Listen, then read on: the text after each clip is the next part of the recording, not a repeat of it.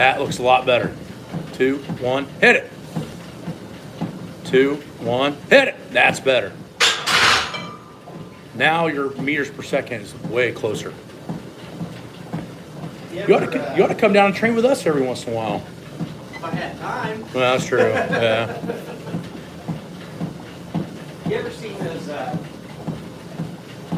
what do you call it? We talked about one time the accelerometer. Huh? Have you ever seen the little calibrex? We used to use the ones you put on the ground and it tied a cord to the bar, and it was just a little box, and it told you how fast you were moving. This was back in the day. Yeah. They have I've been on that TrueMed looking at all the shit you can get on your HSA. Yeah. And they have it's called a calibrex, and it's a little magnetic. Goes on the bar, Yeah. and then it measured in your phone. Yeah. Yeah, that'd be fucking awesome. I'd love to have one of those. But So I'm not sure if you've seen one or yeah, if I've they seen them. actually Well, I can know by looking now because I've done it for so long. But like, you want your speed work between 0.8 and 1.1 meters per second. So on the lighter days, like 30%, you should be at like 1.0, 1.1, and then your 35, 37%, whatever, should be at like 1.0 to 0.9, and then your 40% should be at over 0.7, 0.75. But we had to do a bunch of shit like that in school. We were first figuring out speed work to figure out how much band tension, how much change you should use. It's based on bar speed. Yeah.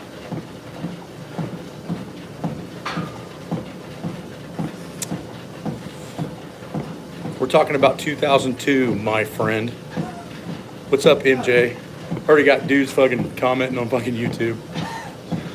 Let's go. 3, 2, 1, get it. 3, 2, 1, get it. Good. Get it. Yep, you got it. That's about right. Not much, just getting the walk in before start working at 8 o'clock. Come in about a half an hour early to the fire departments. Guys doing speed work right now, so we're talking about meters per second and measuring tools.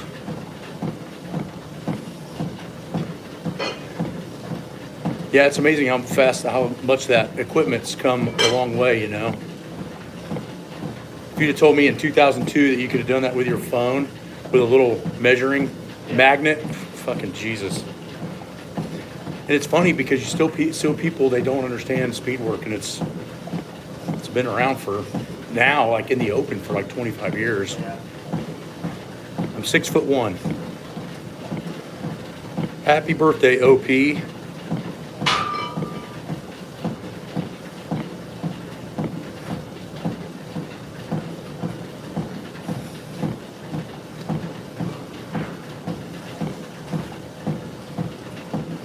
Big Show, what's up? Get it. Good. 3, 2, 1, get it. There you go.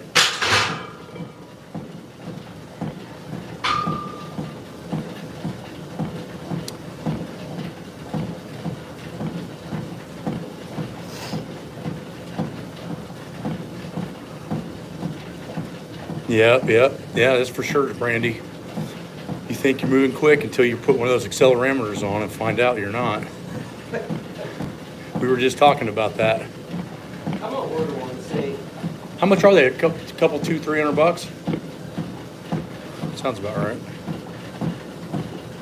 I don't think the thing itself was that expensive. Uh-huh. But when I looked at it, I thought there was some sort of subscription bullshit. But I don't know if that's like some sort of personal trainer sort of thing, or.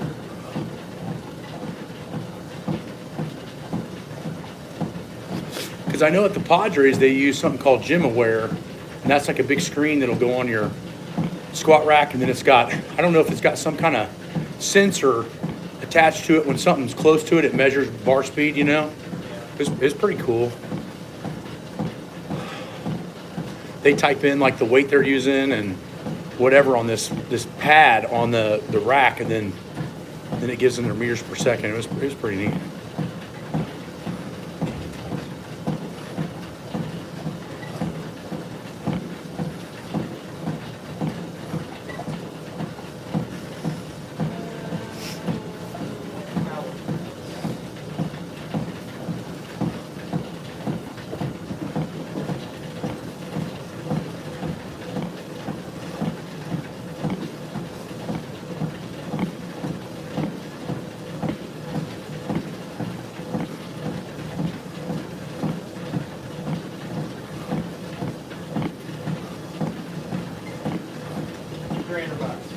Yeah, it's not too bad. What's up, dude?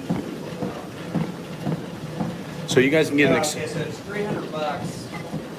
You have to spend money for an app or something. $20 a month after that. Which I don't know why.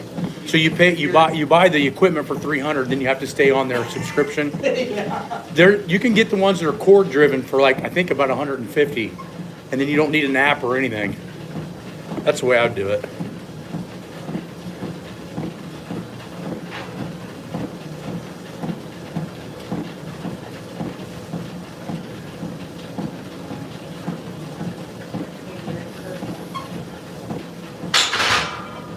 What's going on, Alejandro? What's up, Kobe B? I ate Nagays. No. What's up, Caden? We're actually just talking about speed work and all the different machines that you can use now for measuring bar speed. The ones we used, and I think they're still fairly cheap, it's a tether that goes over the bar, and it's attached to a small box and it gives you a readout on bar speed. Very important when using the dynamic effort method, because if you're only focusing on weight on the bar and you're not focusing on the rate of force, it's a huge detriment to your training. Yeah, bar speed, yep. So if you guys need to know about the dynamic effort method, we talk a lot about it in the different manuals, but also on the membership part of the website, I'm doing portioned videos to develop an entire library on training methods, periodization, including bar speed. The bars with resistance bands, I'd have to know what you're talking about, but resistance bands do work. There's pretty decent research on it. Get it. This one's slower. Is this your burnout? This is burnout. Got it. So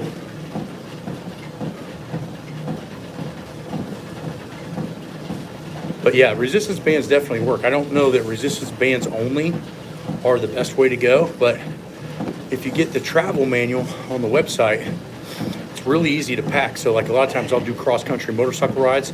I'll take 2 or 3 bands with me in my touring trunks, and I have a handful of workouts that I'll do if I'm traveling or on my motorcycle or whatever it may be.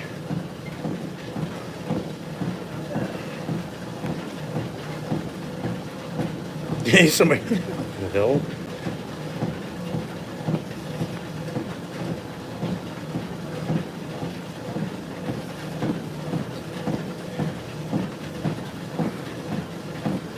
Just trying to slim down is more about calories in, calories out. If you're not worried about muscle mass, you know, if your body's resting metabolic rate is say 1,900, 2,000 calories, and you eat 1,700 calories, you're going to lose weight. So, no, I'm not really a big fan of the fasting.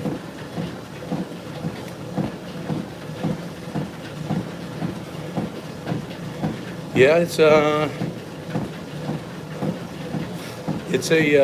tough to stay super healthy and strong at 45. Constant training. I don't really take any breaks from working out.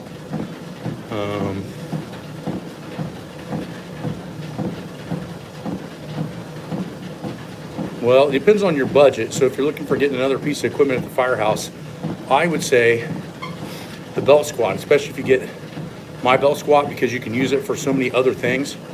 You can use it for marches, which you can other belt squats too, but you can use it for bent over rows, deadlifts, glute bridges. So I like mine just because of the versatility, and it's actually a 1-to-1 ratio. So I would definitely go belt squat if it's your budget, but if it's a money thing, sleds are a lot cheaper for sure.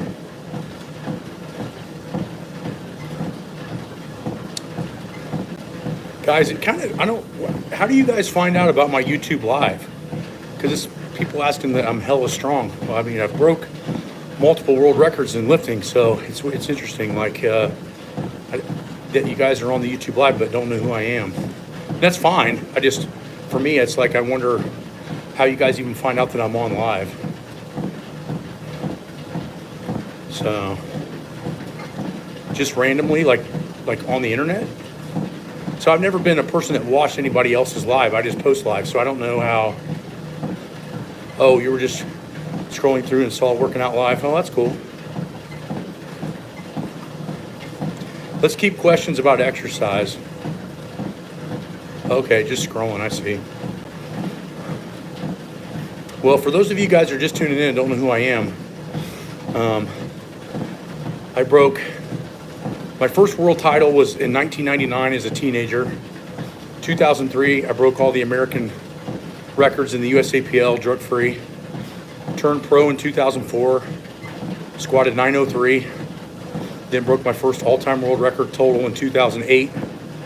Then broke the all-time world record in the squat in 2011 at 1,197.6 pounds. And then switched to raw and did 600 raw on the bench in 12, and then hit the third highest total of all time in 2013.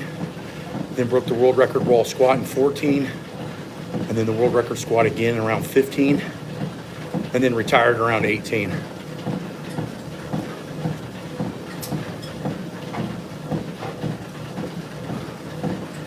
So it's not flexing, it's just truth. Oh yeah, West Yorkshire. Yeah, it's been a long road. I'm 45 now, still doing pretty hard shit. I benched 550 maybe about 2 months ago at 247 body weight. My strongest was about 295 to 300. I didn't retire at 18. I retired in 2018 when I was 38. So it doesn't feel weird that I retired at 38 years old. I had been competing since I was 13. So, long time. Like I told everybody else, I'm 6'1". So pretty tall for the amount of weights that I was able to lift, for sure.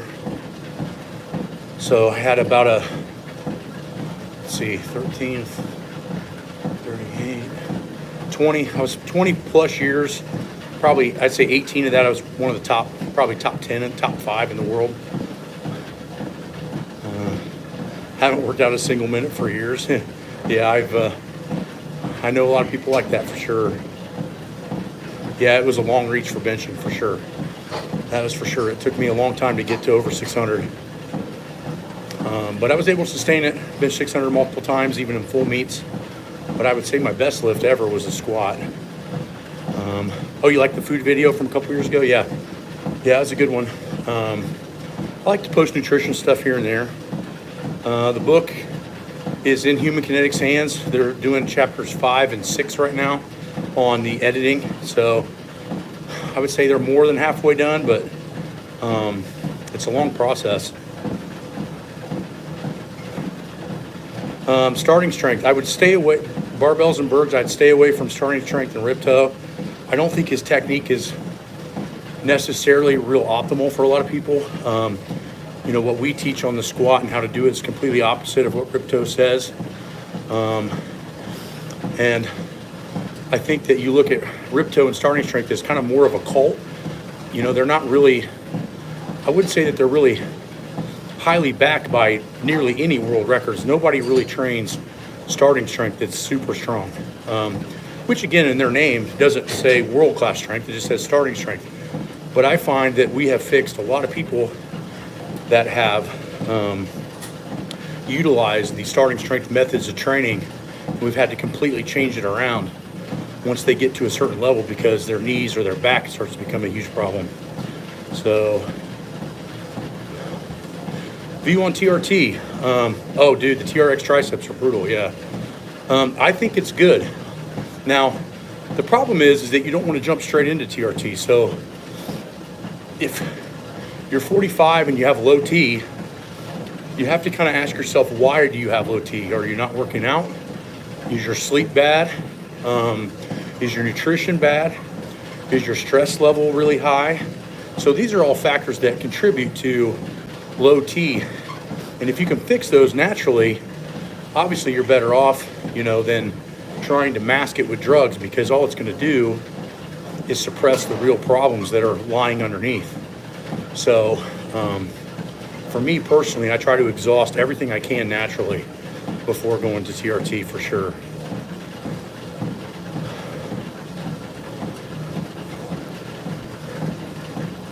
I think anybody, Marty Miller, that understands anything about health and wellness realizes that BMI is a total fucking garbage. I never did Rolling Thunder record. Now I could deadlift at my best. I could deadlift 675 double overhand with no thumbs, which I would say is way harder than doing the Rolling Thunder stuff. But we train a lot of fat bar shit, so I'm sure I'd be pretty good at it. But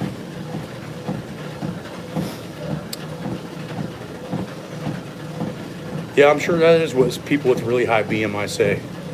But I can tell you this for sure. My strength level is far exceeding anything that you could possibly imagine. Number one. Number two, be in my shape at 45.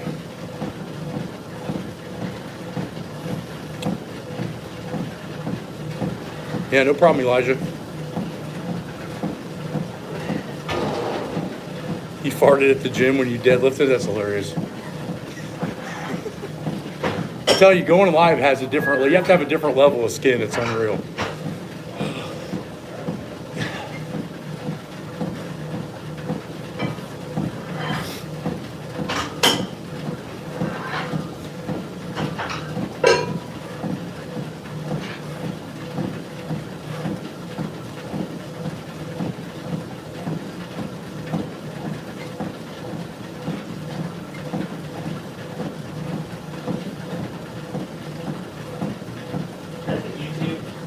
Yeah. Mostly I've never seen guys piss themselves lifting, but I have girls. I think they have less bladder control when it comes to training than men do. But I've never personally pissed myself lifting. No. Yeah, I've closed the number 3 Captain of Crush, yeah.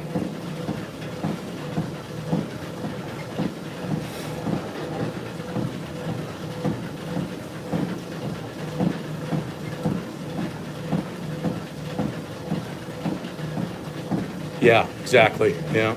Childbirth definitely destroys pelvic floor strength, that's for sure. But I've seen women that have never had kids still have that issue. So it's definitely can be an issue for women for sure.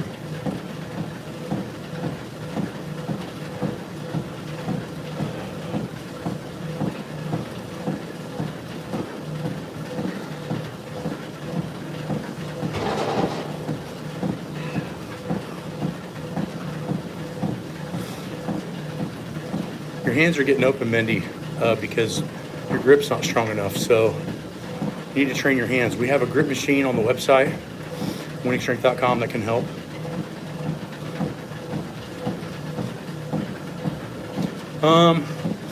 It kind of depends, Elijah, because when you go through, say, 2 or 3 weeks of training, what's beginning and what's end? I don't think our bodies really work that way. You might want to look up something called biorhythms if you really want to dig in deep on that, but we like to do the dynamic work during the week because most of the people have jobs, so they're already tired. We do our heavier stuff on the weekends because the only thing they're doing strenuous is the workout. So to me, it's not necessarily the beginning or ending of the week. It's putting the most strenuous, neurologically draining movements on days that you can recover better. Pay my reparations. Motherfucker. Pay my reparations. It depends on what you can recover from. So Joe Foster, there's not. I don't really know that any muscle group can withstand 3 times a week long term. I'm talking a period of years. Plus you got to remember, hand strength is how the Russians measure where somebody was overtrained. So if you train hands too much, grip strength too much, you'll actually go backwards because your central nervous system will get fried. You see this in a lot of the old Russian texts that talk about training grip strength.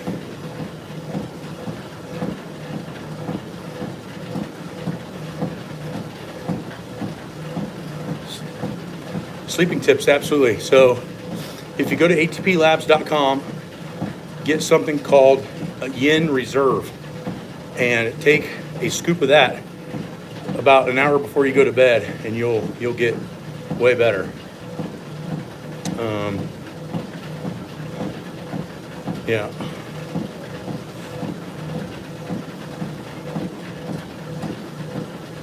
It's in the gym, your buddy Tim Smith the other day, 37 strict pull-ups, dude still has it. Showing off from my son, yeah. Oh, dude, that's awesome. Yeah, Tim Smith, man. He's the guy that started me off as a kid back in Muncie. He benched 500 at 185 body weight raw. Actually, I do like Dave Matthews Band when I'm cruising around in my truck, so I take that as a compliment.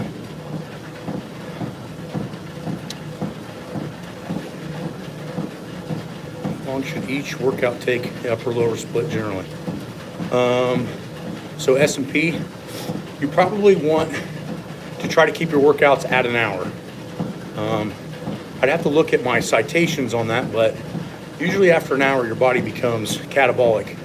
So we get our workouts done in anywhere between 50 and 65 minutes. Well, my go-tos from ATP, Brad Joyce, is interesting because we do a special test at the gym that gives us an inclination of which supplements we need at what time. So the supplements I take change depending on what this measuring tool tells me, and it's been pretty right.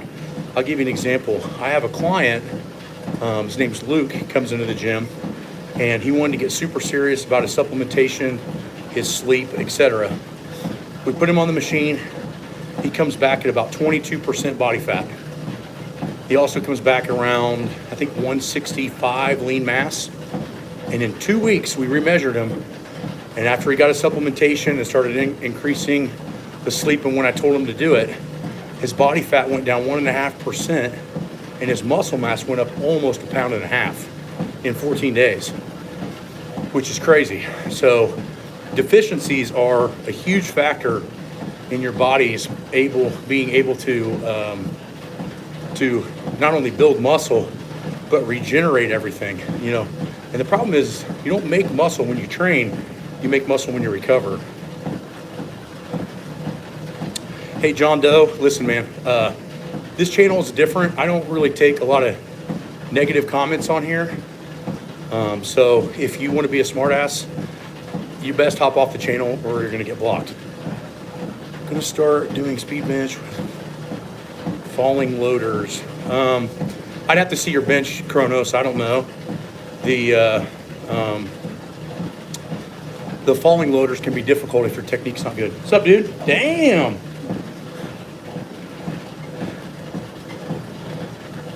I'm a big fan of gallon of water is not a bad idea, you know, but a lot of it too is depending on what sodium you're taking in, because you can take in a lot of water, but without electrolytes, you may not retain the water. So, and the hard part is the leaner you get, the more water you need because you don't retain it near as easy. Total Defense Mag Zinc, enzymatic control. That's great, Brad. Brad, if you get on any level Patreon, beginner to top tier, we got discount codes on that stuff that'll help you out.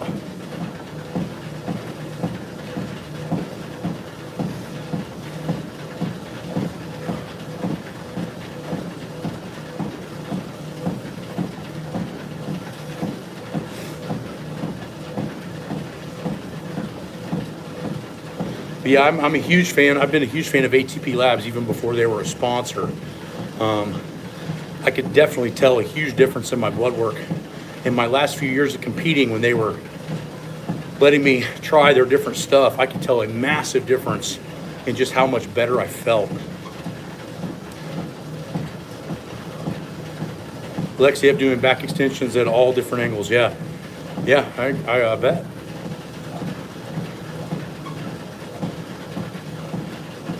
Your hands are opening when you're deadlifting because your hands are weak.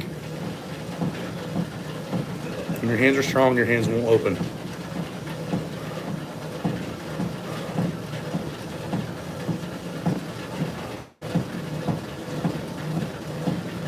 What's up, dude? I ain't seen you in a while. Been off. Yeah. Oh, shoulder. How'd you do that? I don't know. I mean, it happened probably about now 3 years ago when I first got military orders. Yeah. Something stupid. Did you fall or? So most likely, the pain that I noticed was from falling off of a muscle up, like coming down from a muscle up, carrying it. But like they did MRIs and they showed a whole bunch of damage. That was just like the straw that broke the camel's back. Yeah.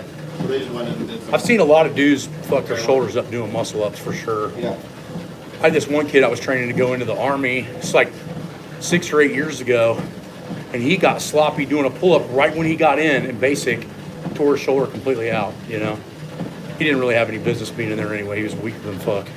He made Reese look like an Olympian, you know. Jeez, come on. All right, then. All right, we'll see you in a few. Okay, I'll be here.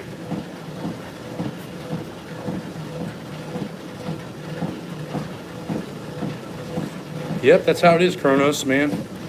The online presence of a lot of people that are actually out here to help are becoming thinner and thinner because they're just tired of dealing with people's bullshit online, you know.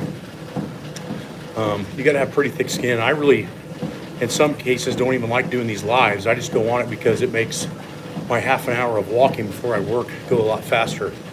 But yeah, it's interesting when you have the experience level and the education level that I have, and you're on here trying to help people within reason, and they just want to be fucking smartasses.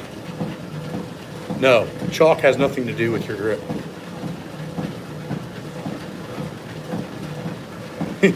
Dealing with all the trolls who haven't gone to bed yet. Yeah, it's just interesting. Like, you see somebody going live that you obviously don't follow, and you don't care about their information. Why would you get on there and actually even talk? Isn't that a waste of time? To me, it just shows you're fucking worthless. It's like, why would you go on a channel and be a fucking smartass? Like, most people don't realize, like, I've been like 270 at like 11% body fat.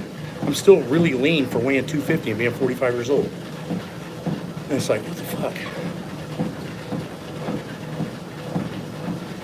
Brad Joyce, yes, I do take additional salt before workouts, absolutely. Especially in the summertime, because here in Ohio, like my gym is not temperature controlled, so it's super hot.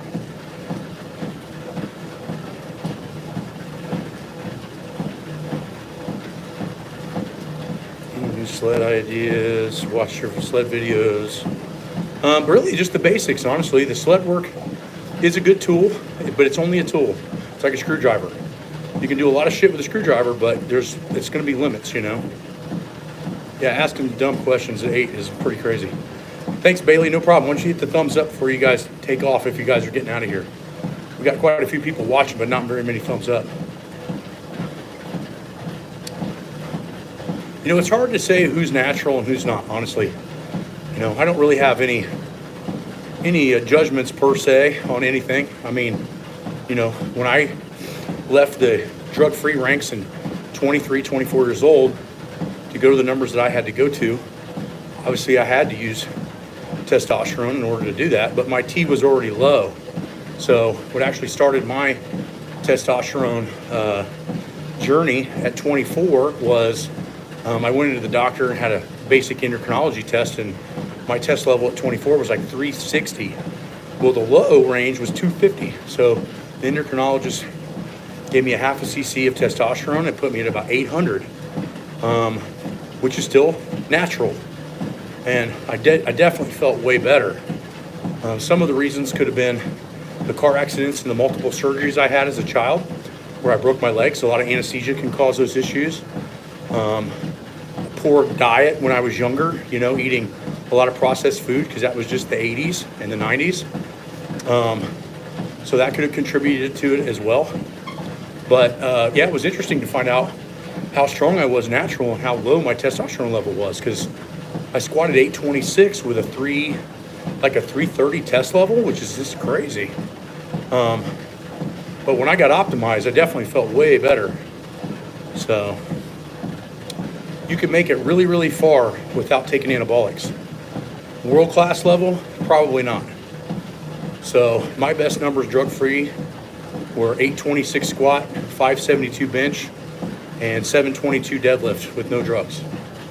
After that point, all those numbers were assisted. But I tried to always keep my blood levels right at or under 1,000, which is just right at or a tick over natural high. If I had more than that, I did not feel right. Plus, I never had a script for more than that. So I was always pretty cautious on that, just because my dad had died at 43 from cancer. And so when I was 13, my dad passed away. So I was always very cautious about doing anything that was bad for my health. And now that I'm older than my dad was when he died, which was, he died at 43 and I'm now 45, I think it's absolutely worth it to check your test level, for sure. Oh, I appreciate it, People Pies, or Poopy Pies. What kind of name is that? So, yeah, so I was always cautious about trying to do things that didn't affect my health. And, you know, come to find out, my dad's side of the family has massive kidney issues. And so, you know, from all the heavy straining I did for so long, it still affected me a little bit. Luckily, we caught it in time. You cannot get to a 1,500 test level naturally, no. No, I'd say the highest I've ever seen natural was about 880, 900. That's the highest I've ever seen tested natural. It took me assisted to get to 930, 950. It took me anywhere from 3/4 of a cc to 1 cc a week to be able to be high natural.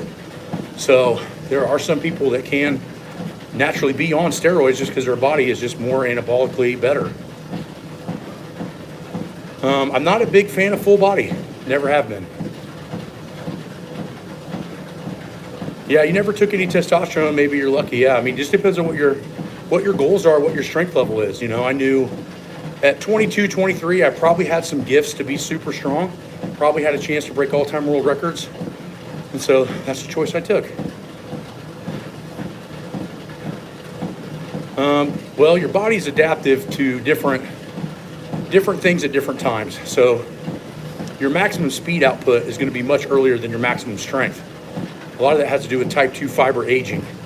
So if you look at max speed, you're probably maxing that at around 23 to 25. Look at your NFL running backs, right? Like once a guy gets closer to 30, they're just not as fast. Now that's not always true, but a lot of times it is. So what you have to realize, speed will always diminish before strength. Do you think scene retention? I don't know what scene retention is. Cost 200 euros? Yeah, I mean, you know, it just depends on your goals. Over here, it's quite a bit cheaper to test testosterone.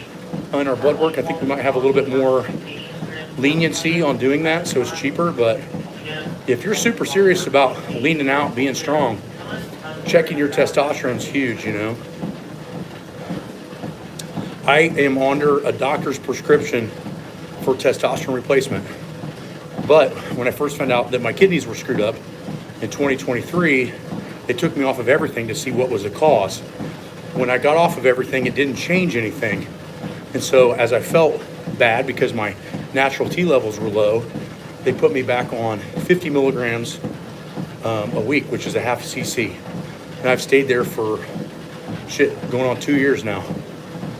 So it's a perfect balance. My hematocrit, hemoglobin, and all that are right in the range. My body's test levels at about 660, 670. I feel good enough to work out. Obviously don't feel as good as when it was 900, 950, but it's close, you know. Stay away from Testosterone, don't use that.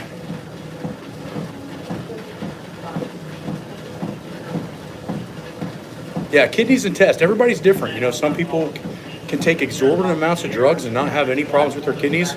Some people can take a TRT dosage and have kidney issues. It's all about your genetics, really. You know, and sometimes you just have clocks on things or certain genetics lay out, you know. Like my dad's cancer was accelerated because he was exposed to Agent Orange in Vietnam as a Marine, you know, which gave my sister heart problems, gave my brother eye problems, probably gave me some type of organ problems.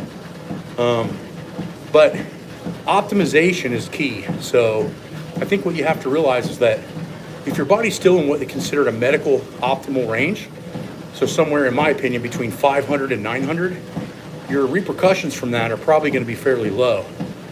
But if you're trying to push 1,500, 2,000, I've even seen it as high as like 3,500 in the blood work, there's going to be repercussions for that. I don't like anything. Testosterone has fast actors in it, and fast actors tend to have the most side effects. So I never played with anything that was fast acting. It was always slow acting stuff that mimicked very closely to your natural systems. So anything that's a fast acting drug will also have fast leaving gains from it over a long period of time. So I knew that to be super strong, I needed to maintain and sustain everything that I was gaining. So for me, you see a lot of the health problems with people that utilize fast acting drugs. Testosterone is not good.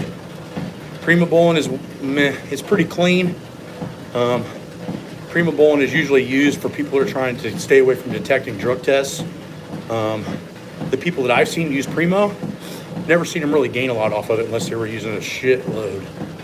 But yeah, Cest is definitely bad. It's got too many fast actors in it. And like I said, it's one of those things where most of the people I see talking Testosterone are not even strong natural. So if you're trying to do a pro bodybuilding show and, you know, you're already a IFBB pro, maybe playing around with Testosterone is not a bad idea. But if you're just walking around trying to be a stronger guy in the gym, you want to use slower acting substances for sure. Brad, it just depends. For me, I have to stay on TRT permanently because my natural testosterone levels are low. Yeah, hit 1100. You would be surprised. It depends on the sensitivity in Bison. So some people, I've seen some people, depending on when they get their blood drawn. So let's say you take, most of the time a doctor will never prescribe more than 200 milligrams per week. But I have seen someone take a 200 milligram shot and then get their blood work done maybe 36 hours later, and their testosterone level was like 1400. So definitely possible.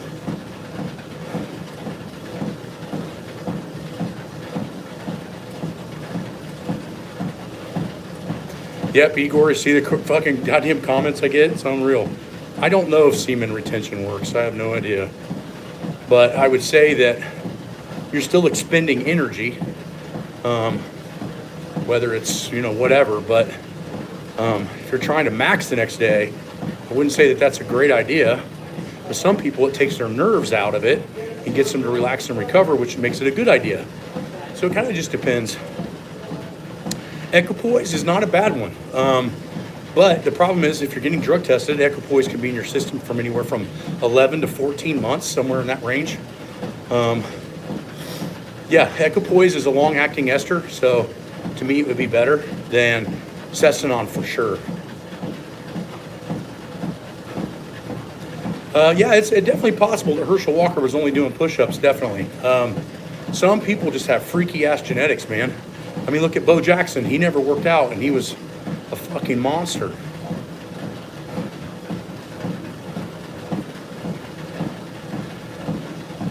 Peak age for strength is someone doesn't train.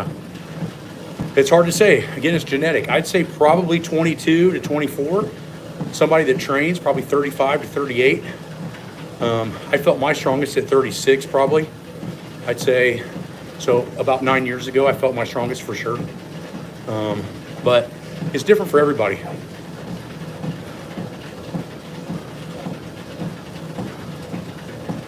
If you have a conjugate question, Hayden, come on Patreon, man. We'll talk about it.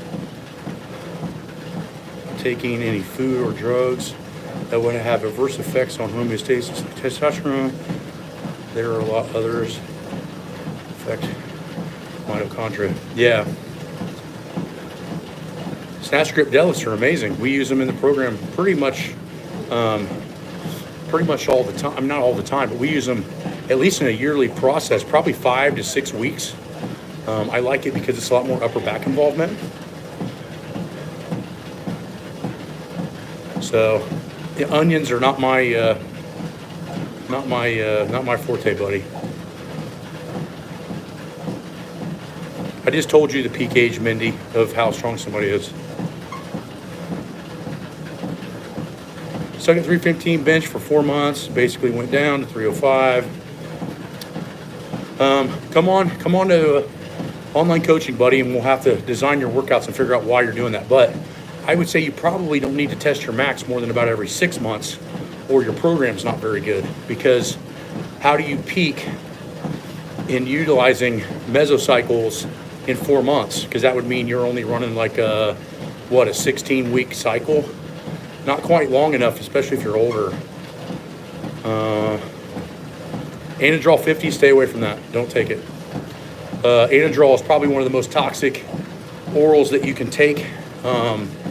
Definitely causes damage to the liver, and its ability to sustain the gains that you're going to get from Anadrol are not good.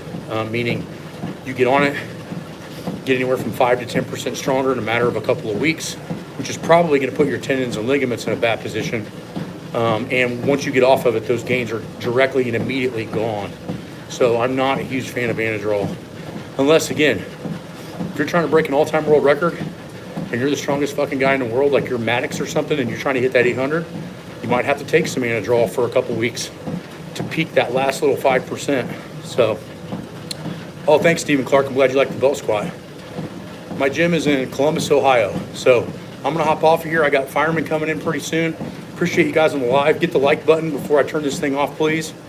And if you guys can, go on the YouTube channel and subscribe and start watching some of these videos, because some of the questions that you guys have are on those videos.